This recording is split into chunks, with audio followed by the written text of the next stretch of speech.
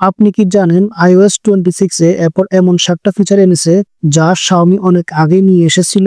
আজকের ভিডিওতে আমরা দেখব অ্যাপল কিভাবে Xiaomi এর HyperOS বা MIUI থেকে ফিচার অনুপ্রেরণা নিয়েছে।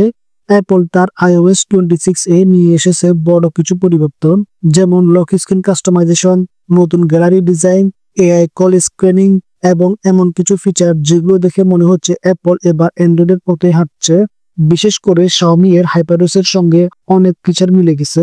অ্যাপ নেম হাইডিং, iOS 26 এ হোম স্ক্রিনে অ্যাপের নাম হাইড করে শুধু আইকন রাখার অপশন এসেছে, কিন্তু এই ফিচার MIUI বা HyperOS এ বহু বছর আগে থেকে ছিল।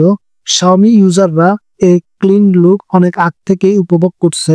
অ্যাডভান্স SMS ফিল্টারিং, iOS 26 এ এখন AI ব্যবহার করে SMS ফিল্টার করবে। স্প্যাম, ওটিপি, পার্সোনাল সব আলাদা ক্যাটাগরিতে সাজানো যাবে। কিন্তু ভাই, Xiaomi তে তো অনেক আগে স্মার্ট মেসেজিং নামে এই ফিচার চালু ছিল।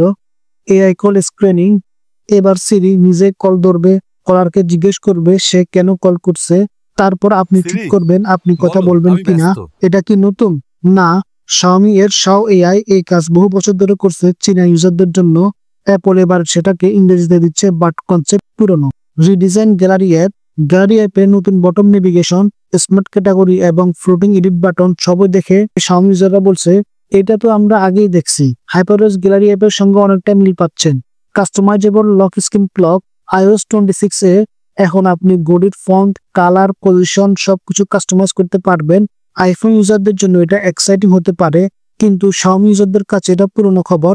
HyperOS বা MIUI তে ঘড়ির কাস্টমাইজেশন অনেক আগে থেকেই ছিল।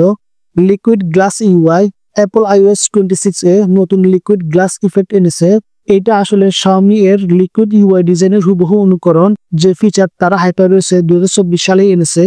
সার্কেল টু সার্চ বা ভিজুয়াল সার্চ, আইফোন ইউজাররা এখন স্ক্রিনে কিছু গিরে সার্চ করতে পারবেন, যাকে বলা হচ্ছে ভিজুয়াল লুকআপ বা সার্কেল টু সার্চ। কিন্তু Xiaomi 14T সিরিজ থেকে এই ভিজুয়াল সার্চ গেস্টার অফার করছে বহু আগে। এখন প্রশ্ন হলো, অ্যাপল কি Xiaomi থেকে কপি করছে? অনেকে বলছেন এটা অনুপ্রেরণা, আবার অনেকে বলছেন অ্যাপল এবার অ্যান্ড্রয়েডের পথে হাঁটছে, কারণ তারা বুঝেছে ইউজাররা চায় কাস্টমাইজেশন, স্মার্টনেস আর ফ্লেক্সিবিলিটি।